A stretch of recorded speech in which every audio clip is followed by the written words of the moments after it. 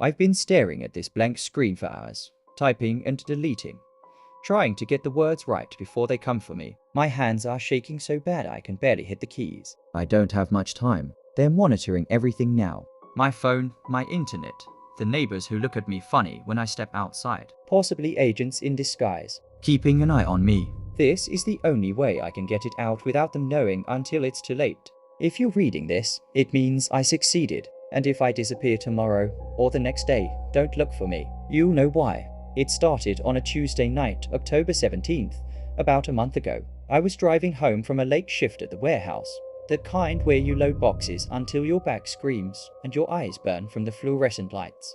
It was after midnight, rain slicking the highway, wipers slapping back and forth like they were trying to keep me awake. I-95 southbound, empty except for the occasional semi-roaring past. My radio was tuned to some staticky station playing old talk shows, but I wasn't really listening. Just thinking about crashing into bed, maybe cracking a beer first. I don't know exactly when it happened. 1 minute, the exit for my town was coming up. Familiar green sign, faded from years of weather. The next, the road stretched out straight and weird, like someone had erased the curve and drawn a new line. No warning, no flash of light or dizziness like in the movies. Just there, the rain stopped. The air got thick, humid, like breathing through a wet rag. My headlights cut through fog that wasn't there before, and the trees lining the road, they weren't pines anymore. They were twisted things, branches like zombie hands clawing at the sky, leaves that looked black even in my headlights. I slowed down, heart picking up, figuring I'd missed the exit and taken some back road by mistake. But the dashboard clock said it was still 12:47. No time lost. I pulled over, gravel crunching under the tires, and stepped out to check my phone. No signal, not even the emergency bars. That's when I heard something strange. The first sound that wasn't right, a low scrape, like nails on metal, coming from the woods. Not animal, not wind, something unmistakable. I got back in the car fast, locked the doors, and hit the gas. The road went on forever. No signs, no lights, just that endless blacktop flanked by those backed up trees. My mind was racing. Maybe I'd fallen asleep at the wheel. This was a dream. Wake up, wake up. But the seatbelt dug into my shoulder. The engine hummed real enough. Then, in the rearview, I saw them. Eyes first. Dozens of them, glowing faint yellow in the dark, spaced out along the tree line like jack-o'-lanterns someone had placed there. I just watched as I sped by. Freaking out, I floored it. The eyes stayed at a steady pace. They just moved slowly. Then the silhouettes began unfolding from the shadows, large and frightening. Humanoid, yeah, but stretched, like God had grabbed them by the arms and legs and pulled until the joints popped. Skin pale and rough, ribs like cage buzz under translucent flesh. Their heads, Jesus, their heads were the worst.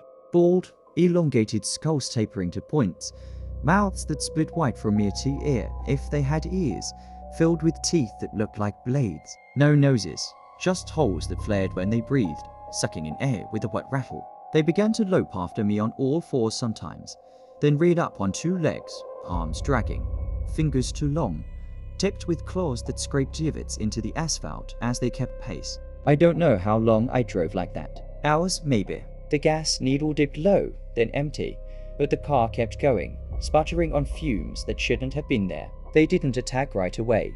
They herded me, cutting across the road ahead, forcing turns onto narrow paths, their eyes always on me. One got close enough once, leaped from the underbrush and slammed into the passenger door. The impact buckled the metal inward, and I swerved, screaming. Through the cracked window, I saw it face up close. Eyes like piece holes in the snow, pupils dilated black, and that mouth yawning open, exhaling a breath that fogged the glass with rot.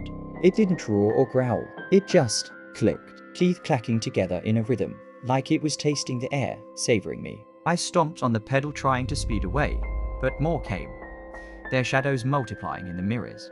I crashed eventually, into a ditch of the side of the road, front end crumpled against a tree that bled black sap when I hit it. The creatures closed in then, circling the wreck, their claws taking against the hood. I could hear them sniffing, wet snorts echoing in the fog. One reached through the shattered window, fingers wrapping around my arm, cold and slimy like dead fish.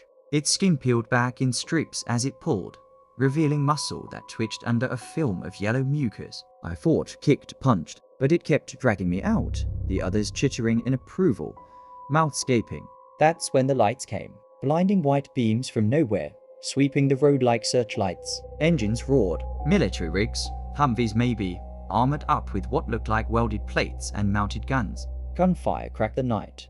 Not bullets, but something heavier. Concussive blasts that lit up the dark in blue flashes. The creature on me jerked back, half its arm vaporized, spraying ichor that sizzled on the ground. The others scattered, screeching. A high, piercing wail that made my eardrums throb, but the vehicles pursued, tires chewing gravel, spotlights pinning them down one by one. A soldier hauled me out. Face mask, tactical vest, the works. American flag patch on his shoulder, but the stars were strange, elongated, like the creature's skulls. "You are not from here," he said, voice muffled, shoving me toward a transport. No questions, no hello. They loaded me in with 3 others like me, disheveled, wide-eyed strays they'd picked up earlier. The truck lurched forward, convoy tight, and we drove through the night to a bunker complex buried in a valley. Chain-link fences topped with razor wire, floodlights humming, guards in gas masks patrolling with rifles that hummed faintly, like they were charged. They called it Row 7, a forward operating base, they said. One of dozens the US government maintained in this slice of hell. Parallel universe, rift event. Scientific terms spat out like fact over MREs in a concrete mess hall. The creatures, Riftborn, they named them. Not demons, not aliens, just natives. Evolved from whatever primordial crap leaked through the first tier decades ago. They hunted anything warm-blooded, anything that moved with intent.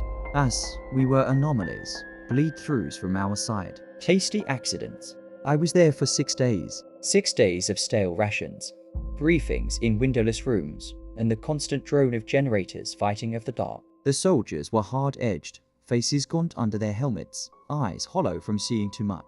They showed me footage. Greeny helmet cams of riftborn swarms overwhelming outposts, tearing through chainmail like paper, faces dissolving in acid spit as they fed. One video looped in my head. A team pinned down, creatures piling on, bones cracking wetly as they burrowed into guts with those filed teeth, slurping noises over the comms until the feed cut to static. They kept us safe, rotated watches, ran patrols that came back lighter each time, but it wore on you. The air tasted weird, like blood, and every shadow twitched. At night, you heard them outside the wire, clicking and scraping, waiting for the power to flicker. One of the other strays cracked on day 4, bolted for the fence, screaming about going home. They shot him before he hit the gate, but not before a riftborn dragged him under, his yells turning to gurgles.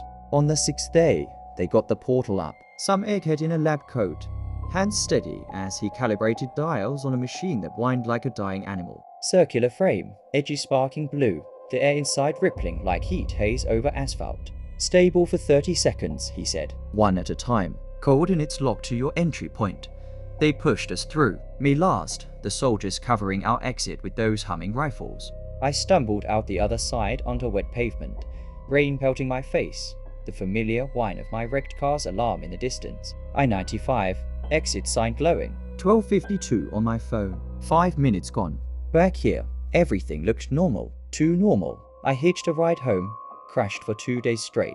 Chalked it up to exhaustion, a blackout from the drive. But then the knock came.